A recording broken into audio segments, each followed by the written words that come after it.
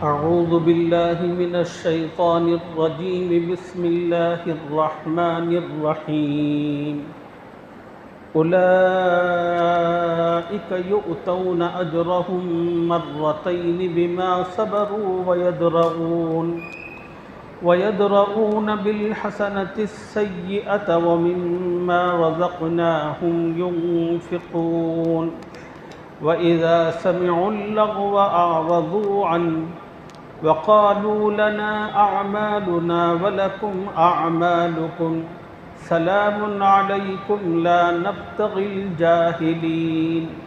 إنك لا تهدي من أحببت ولكن الله يهدي من يشاء وهو أعلم بالمهتدين. صدق اللہ العظیم. گزشتہ سبق میں آپ حضرات کی خدمت میں کلام پاک کی جن آیتوں کا خلاصہ عرض کیا گیا تھا، ان آیتوں کے ضمن میں ہم نے آپ کو یہ بات بتائی تھی، مکے کے جو مشرکین تھے ان کے سامنے دین اسلام پیش کیا جاتا تو وہ اس دین کو قبول کرنے میں حیلے بہانے پیش کرتے تھے.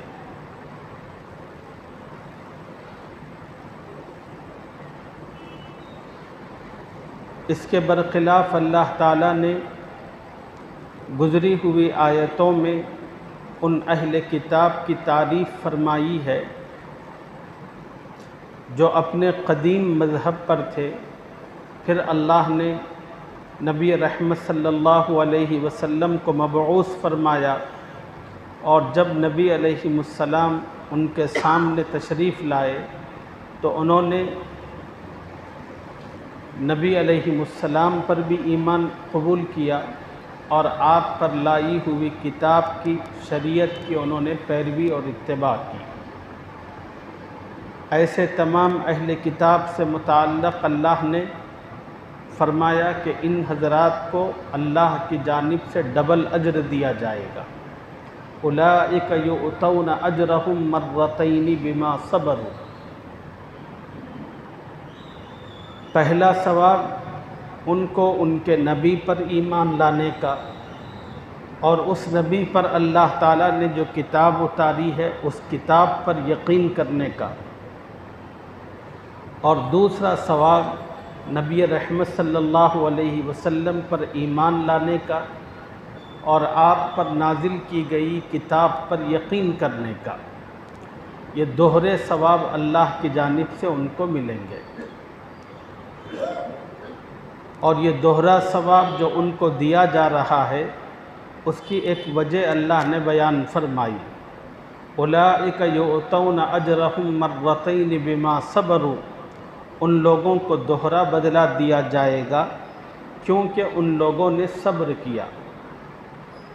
اس لیے کہ جب نبی صلی اللہ علیہ وسلم مدینہ پہنچے تو وہاں بہت سارے یہودی تھے، اور تمام کے تمام یہودی اہل کتاب ہیں، یعنی یہ وہ لوگ ہیں جو حضرت موسیٰ علیہ السلام پر ایمان رکھتے تھے اور اللہ نے ان پر جو تورات نامی کتاب نازل فرمائی تھی اس پر عمل کرتے تھے. اب حضور صلی اللہ علیہ وسلم ان کے پاس پہنچے تو ان یہودیوں میں سے ایک جماعت اٹھی اور اٹھ کر انہوں نے کہا، آپ سچے اللہ کے رسول ہیں، ہم اب آپ پر ایمان لاتے. اب تک جب تک آپ تشریف نہیں لائے تھے اس وقت تو ہمارے لیے راہ نجات حضرت موسیٰ کو ماننے میں تھی اور ان پر اللہ کی جانب سے نازل کی ہوئی کتاب کی اتباع و پیروی میں تھی. اب آپ تشریف لا چکے ہیں اور اللہ نے آپ کو کتاب دی ہے قرآن پاک کی شکل میں، اب ہم آپ کو بھی مانتے ہیں، قرآن کو بھی مانتے ہیں. اب یہاں سے ہم اپنی زندگی اور اپنا عمل قرآنی تعلیم کے مطابق کرتے ہیں. اس طرح کہہ کر ایک جماعت نے نبی علیہ السلام پر ایمان قبول کیا. یہودیوں کی بہت بڑی تعداد تھی جنہوں نے ان لوگوں کو بہت ستایا، اس لیے کہ انہی لوگوں میں سے تھے یہ ایمان لانے والے۔ چنانچہ ان لوگوں کو، ایمان لانے والوں کو باقی یہودیوں نے بہت تکلیفیں دی، ستایا، اور جو کچھ ان کے لیے مشکلات پیدا کر سکتے تھے وہ سب کے سب انہوں نے کیا۔ لیکن جو یہودی ایمان لا چکے تھے انہوں نے ان تمام تکلیفوں اور مشقتوں کا جواں مردی کے ساتھ سامنا کیا اور حق کے راستے پر ثابت قدم رہے، جمے رہے۔ لوگوں کی پریشانیاں، لوگوں کی باتیں اور مشکلات ان کو سیدھے راستے سے ہٹا نہیں سکی۔ تو اسی کو اللہ فرما رہے ہیں ان لوگوں کو دوہرا بدلہ دیا جائے گا بما صبروا، کیونکہ ان لوگوں نے صبر کیا۔ اب آیت کے اگلے حصے میں ان لوگوں کی کچھ صفات اور علامات اللہ تعالیٰ بیان فرما رہے ہیں۔ یہ صفات اور علامات ان لوگوں کی ہے جن کو اللہ ڈبل اجر دیتے ہیں۔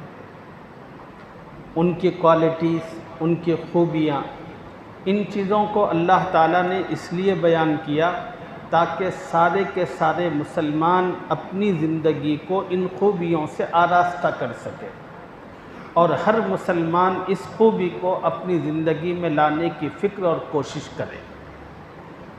ان لوگوں کی کیا خوبیاں تھیں؟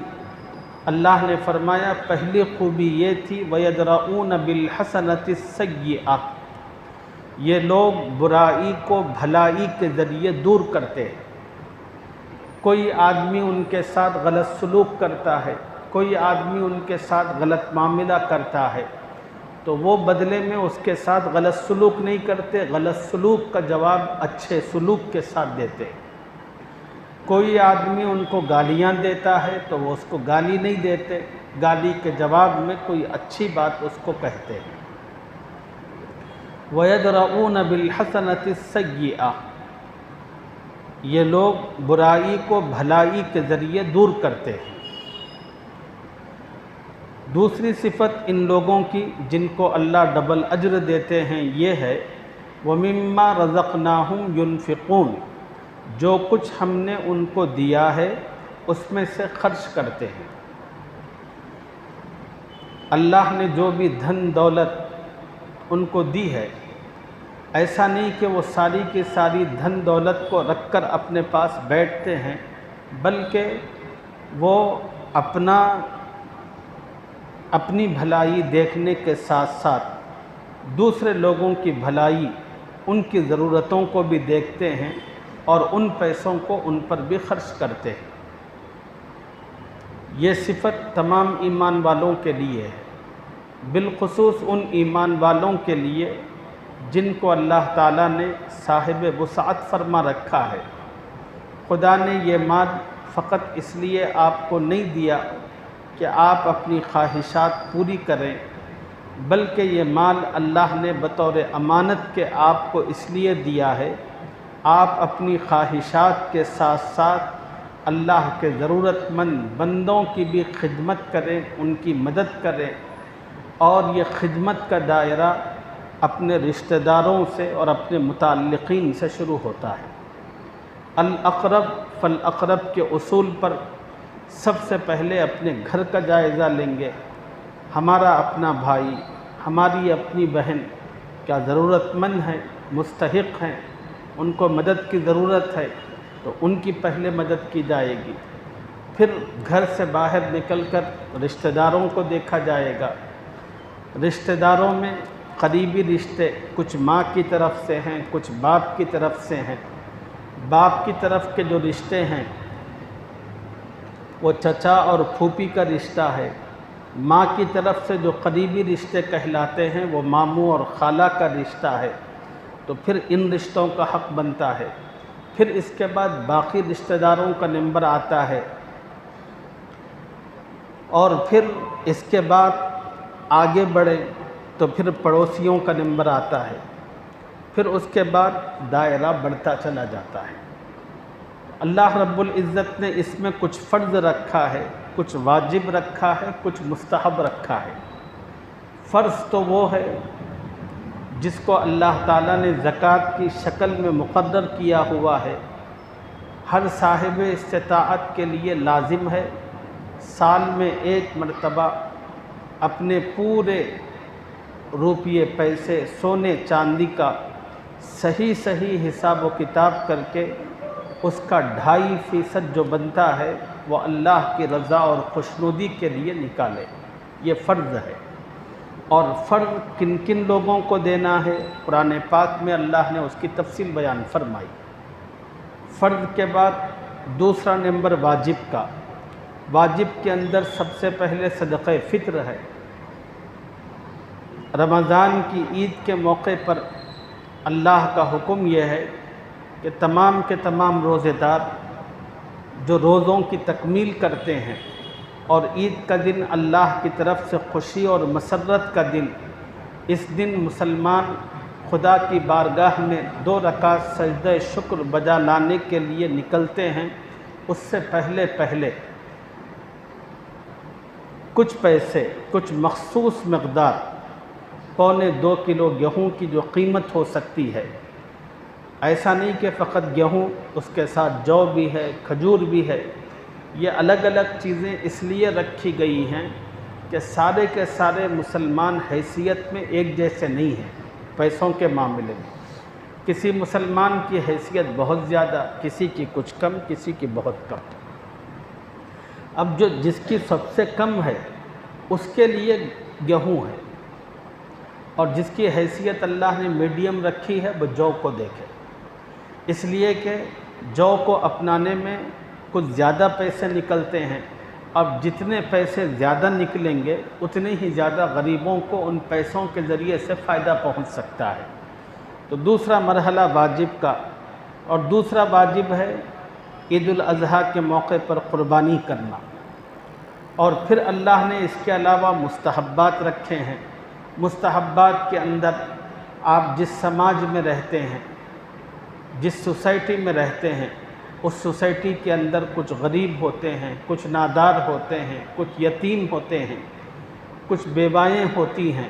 ان لوگوں کے تقاضوں اور ضروریات کو اپنی حیثیت کے مطابق پورا کرنا، ان کی مدد کرنا اور ان کے کام آنا، ان کے لیے سہولت پہنچانا، یہ تمام کی تمام چیزیں مستحب ہیں اور اخلاقی درجے میں فرض ہے۔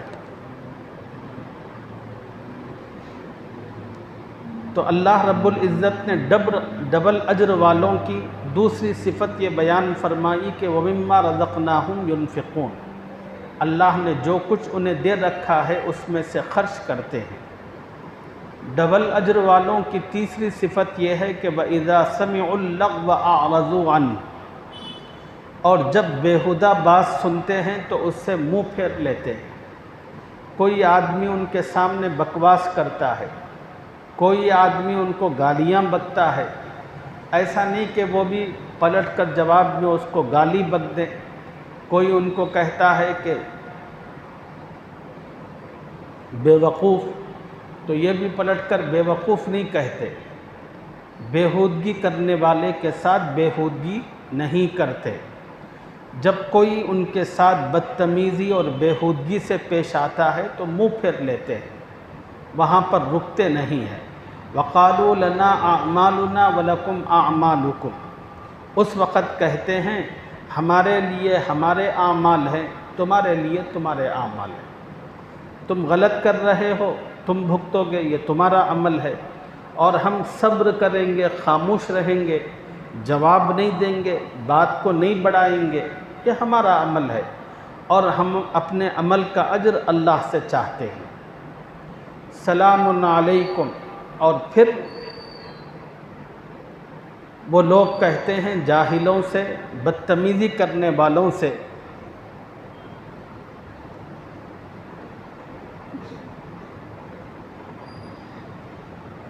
تم کو سلام، سلام علیکم، تمہیں سلام۔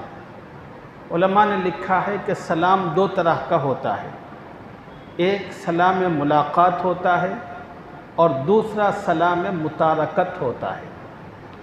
سلام ملاقات کیا ہے؟ سلام ملاقات وہی ہے جو ایک مومن دوسرے مومن سے ملاقات کے موقع پر کہتا ہے السلام علیکم، دوسرا مومن اس کو جواب دیتا ہے۔ یہ جو سلام ہوتا ہے آپس میں، اس کو سلام ملاقات کہتے ہیں۔ سلام ملاقات، ملاقات کا سلام۔ ایک دوسرا سلام ہوتا ہے جس کو سلام متارکت کہتے ہیں۔ سلام متارکت کیا ہے؟ جب آدمی کسی سے علیحدگی چاہنے والا ہوتا ہے، اس وقت سلام کرتا ہے السلام علیکم۔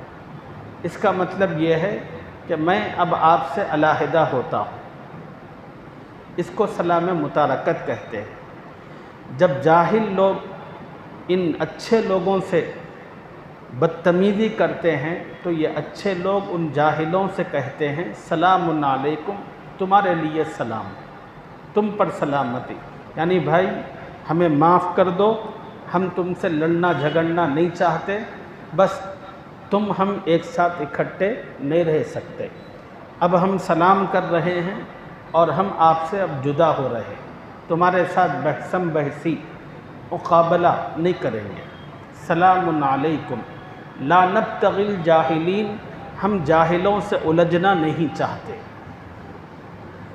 اگلی آیت میں اللہ نے بڑا اہم مضمون بیان فرمایا ہے۔ اللہ نے کہا نبی رحمت صلی اللہ علیہ وسلم کو مخاطب کرتے ہوئے، نبی کے دل میں ہمیشہ یہ چاہت اور تمنا ہوتی تھی دنیا کے تمام لوگ، مکے کے تمام مشرک، تمام عرب کے لوگ میرا لایا ہوا دین قبول کر لے، میرا کلمہ پڑھ لے، اور میں اللہ کی جانب سے جس کتاب کو پیش کر رہا ہوں سب اس کو قبول کر لے، اس پر عمل کر لیں، تاکہ سب کی نجات ہو، سب کے سب جنت کے مستحق بنے۔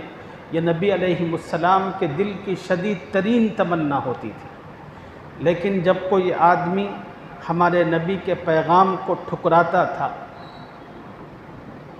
نہ اپناتا، تو اس کی وجہ سے نبی علیہ السلام کو بہت دکھ ہوتا تھا، بڑی تکلیف ہوتی تھی۔ تو اللہ تعالیٰ نے اسی پس منظر میں قرآن کی یہ آیت نازل فرمائی۔ اللہ نے کہا اے نبی آپ جس کو چاہیں ہدایت نہیں دے سکتے، اے نبی آپ جس کو چاہیں ہدایت نہیں دے سکتے، ہدایت بس اسی کو ملے گی جس کے حق میں اللہ چاہے گا۔ اللہ نے ہدایت کو اپنے دست قدرت کے اندر رکھا ہے۔ ہدایت ہر کوئی نہیں پا سکتا، ہدایت پانے کے لیے انسان میں صلاحیت ہونا ضروری ہے، اور وہ صلاحیت اللہ جس کو دیتے ہیں وہی ہدایت کے راستے پر آتا ہے۔ اور اس آیت کے شان نزول سے متعلق مفسرین نے ایک واقعہ نقل کیا ہے، اور وہ واقعہ ہمارے نبی صلی اللہ علیہ وسلم کے چچا حضرت ابو طالب کا ہے۔ آپ کو پتہ ہے کہ حضرت ابو طالب یہ عبد المطلب کے بیٹے ہیں۔ جب تک عبد المطلب تھے، اپنے بیٹے عبداللہ کے انتقال کے بعد دادا نے اس یتیم پوتے کو اپنی کفالت میں لے رکھا تھا۔ پھر دادا کا انتقال آپ صلی اللہ علیہ وسلم کے 8 برس کی عمر میں ہوا۔ پھر اس کے بعد ابو طالب باپ کی جگہ پر آئے عبد المطلب کی، اور انہوں نے کعبۃ اللہ کی تولیت اپنائی اور نبی پاک صلی اللہ علیہ وسلم کو اپنی کفالت میں لیا۔ اس وقت نبی علیہ السلام کی عمر مبارک 8 برس کی تھی۔ تقریباً نبی علیہ السلام ایک لمبے عرصے تک ابو طالب کی کفالت کے اندر رہے۔ اللہ نے ہمارے نبی کو 40 برس کی عمر میں نبوت عطا فرمائی۔ نبوت کے 10ویں سال نبی علیہ السلام کی عمر مبارک کے 50ویں سال میں ابو طالب کا انتقال ہوا۔ ابو طالب بچپن میں تو کفالت کرتے تھے، اور نبوت ملنے کے بعد ہر موڑ پر ہر موقع پر اپنے بھتیجے کے ساتھ کھڑے ہوتے تھے۔ اور چچا کا روب اس قدر تھا اور چچا کعبۃ اللہ کے متولی ہونے کی وجہ سے مکے کے بڑے بڑے چودھریوں کو جرأت اور ہمت نہیں ہوتی تھی نبی علیہ السلام کے بہت زیادہ خلاف جانے کی. خلاف جاتے تھے ایک حد تک. ان کے لیے ابو طالب کا رعب اور دبدبہ بڑی رکاوٹ کا سبب اور ذریعہ تھا،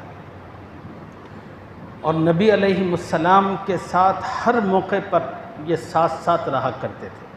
حتیٰ کہ جب مشرکین نے نبی علیہ السلام کا بائیکاٹ کیا اور آپ کو شعب ابی طالب کے اندر 3 سال قید کیا تو نبی صلی اللہ علیہ وسلم کے ساتھ اس گھاٹی میں آپ کے چچا ابو طالب بھی موجود تھے. جب حضرت ابو طالب بیمار ہو گئے اور آثار و قرائن سے ایسے محسوس ہونے لگا ان کی سانسوں کی ڈوریں اب ختم ہوں گی کہ تب ختم ہوں گی، تو اس موقع پر نبی صلی اللہ علیہ وسلم پہنچے اپنے چچا کے پاس اور چچا کے بازو میں بیٹھ کر بڑی محبت سے بڑی منت و سماجت کے ساتھ کہنے لگے، چچا میں اللہ کا سچا رسول ہوں. چچا خدا نے مجھے جو دین دے کر بھیجا ہے اس کا کلمہ ہے لا الہ الا اللہ محمد الرسول اللہ. چچا اس کلمے کو پڑھ لیں، میں محمد قیامت کے دن اللہ کے سامنے آپ کے ایمان کی گواہی دوں گا. نبی علیہ السلام بہت کہتے رہے، بہت اصرار کرتے رہے. قریب تھا کہ ابو طالب کلمہ پڑھتے. اچانک مکے کے تمام جہنمی لوگ آ گئے، مشرکین. انہوں نے آ کر ابو طالب کو طعنہ مارا. ابو طالب زندگی بھر تو اپنے باپ داداؤں کے دین پر تھے، اب مرتے وقت اپنے بھتیجے کے دین کو قبول کرنا چاہتے ہو. وہ بات ایسے لگی ابو طالب کے دل پر. ابو طالب نے نبی علیہ السلام سے کہا کہ بھتیجے، میں آر کے مقابلے میں نار کو پسند کرتا ہوں. میں یہ پسند نہیں کرتا کہ کوئی میرے مرنے کے بعد مجھے طعنہ مارے کہ زندگی بھر تو باپ داداؤں کے دین پر تھا، اب موت کا وقت آیا تو بھتیجے کے دین کو اپنا لیا، لوگ مجھے طعنہ ماریں گے. لہٰذا میں طعنے کے مقابلے میں جہنم میں جلنا زیادہ پسند کروں گا. تو حضور صلی اللہ علیہ وسلم کو بہت دکھ ہوا، اس لیے کہ یہ وہ چچا تھے دین کے پھیلانے میں ہر موقع پر نبی علیہ السلام کے معاون و مددگار تھے. اس چچا کے اس جواب سے بڑا دکھ ہوا. نبی علیہ السلام نے اپنے چچا سے کہا کہ میرے چچا، میں اس سے زیادہ اب کیا کر سکتا ہوں؟ آپ کا جواب سننے کے بعد میں آپ کے لیے اللہ سے دعا کروں گا کہ اللہ آپ کی مغفرت فرمائے. تو اللہ نے قرآن کی آیت نازل فرمائی. اللہ نے کہا کہ ما کان للنبی والذین آمنوا ان یستغفروا للمشرکین. نبی کے لیے، ایمان والوں کے لیے یہ بات جائز نہیں ہے کہ کسی مشرک کے لیے مغفرت کی دعا کرے. جب تک قرآن کی یہ آیت نازل نہیں ہوئی تھی نبی علیہ السلام دعا کرتے تھے. جب قرآن کی یہ آیت نازل ہوئی تو اللہ نے قیامت تک کے مسلمانوں کو کے حق میں حرام فرما دیا کہ کسی مشرک کے لیے مغفرت کی دعا اللہ سے نہیں کی جا سکتی. کیوں؟ اللہ کے پاس مغفرت کے لیے ایمان شرط اولین ہے. ایمان ہی موجود نہ ہو تو پھر مغفرت چل ہی نہیں سکتی. تو حضور صلی اللہ علیہ وسلم چچا کا جواب سن کر دکھے دل کے ساتھ جب باہر نکل رہے تھے تو اللہ نے یہ آیت نازل فرمائی. اللہ نے فرمایا انک لا تہدی من احببت. نبی، آپ جس کو چاہے ہدایت نہیں کر سکتے، بلکہ اللہ جس کو چاہے ہدایت کر سکتا ہے. ایک موقع پر سیدنا بلال رضی اللہ عنہ نے اللہ کا شکر ادا کرتے ہوئے کہا، تمام تعریفیں اس اللہ کے لیے جس نے ہدایت کو اپنے ہاتھ میں رکھا. تمام تعریفیں اس اللہ کے لیے جس نے ہدایت کو اپنے ہاتھ میں رکھا۔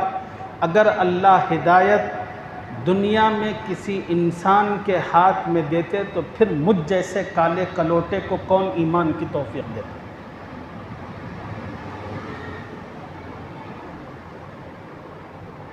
انسان کا کام ہے کوشش کرنا، جستجو کرنا، دلوں کو پلٹانا، یہ اللہ کے قبضہ قدرت میں ہے۔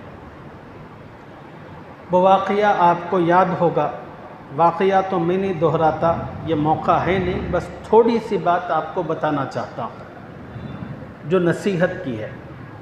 حضرت عمر رضی اللہ تعالی عنہ نبی صلی اللہ علیہ وسلم کو قتل کرنے کے لیے نکلے تھے۔ راستے میں ایک صحابی ملے، پوچھا کہ عمر کہاں جا رہے؟ کہنے لگے نعوذ باللہ محمد صلی اللہ علیہ وسلم کا سر تن سے جدا کرنے کے لیے جا رہا۔ تو انہوں نے کہا عمر محمد صلی اللہ علیہ وسلم کی خبر بعد میں لینا، پہلے اپنے گھر کی خبر لو، سنا ہے کہ تمہاری بہنوئی مسلمان ہو چکے۔ بس یہ سننا تھا کہ حضرت عمر کا جو راستہ تھا وہ تبدیل ہو گیا۔ فوراً اپنے بہن کے گھر گئے، قرآن کی آیتوں کی آواز آئی، دروازہ کھٹکھٹایا، بہن نے دروازہ کھولا تو پہلے بہنوئی پر پل پڑے اور بے انتہا مرا، خون سے لہو لہان کر دیا، اور پھر بہن کو بھی انہوں نے نہ چھوڑا، بہن کو بھی خون کر دیا۔ پھر تھوڑی دیر کے بعد حضرت عمر کا غصہ جب ٹھنڈا ہوا تو انہوں نے اپنی بہن کے چہرے کو دیکھا کہ جو خون سے لت پت تھا۔ اب اس چہرے کو دیکھنے کے بعد عمر کو کچھ ندامت بھی ہوئی اور دل اور بھی مزید نرم ہوا۔ تو حضرت عمر نے بہن سے پوچھا کہ تم کیا پڑھ رہے تھے، ذرا مجھے بھی سناؤ، مجھے بھی بتاؤ۔ بہن نے کہا کہ بھائی یہ اللہ کا پاکیزہ کلام ہے اور تم ناپاک ہو، اور ناپاک آدمی اللہ کے پاکیزہ کلام کو چھو نہیں سکتا۔ اگر تم اس کو دیکھنا چاہتے ہو، پڑھنا چاہتے ہو تو پہلے پاک ہو جاؤ۔ تو حضرت عمر نے آمادگی ظاہر کی اور غسل کا انتظام کیا گیا۔ عمر غسل کرنے گئے، دوسری طرف بہن نے جلدی سے وضو بنا کر مصلی بچھا کر کھڑی ہو گئی اور سجدے میں گر کر روتے ہوئے اللہ سے کہنے لگی، اے اللہ، ظاہر کو پلٹنا یہ میرے اختیار، یہ ہماری بس میں تھا جو ہم نے کیا۔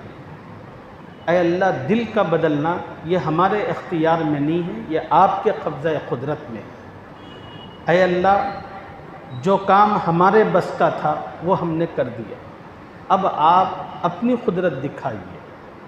اس لیے کہ استقامت پر جمنا، ایمان پر، اور عمر کو قرآن تک پہنچانے کے لیے پاکیزگی کا راستہ دکھانا یہ ظاہری طریقہ تھا۔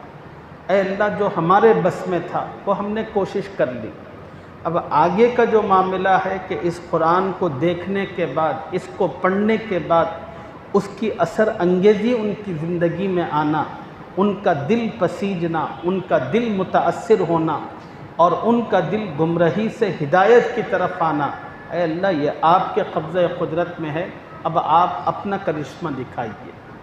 اللہ نے بہن کی اس دعا کو قبول فرما لیا، اور حضرت عمر نے جب اللہ کا کلام دیکھا اور پڑھنا شروع کیا تو اللہ نے عمر کے دل کی دنیا بدل دی۔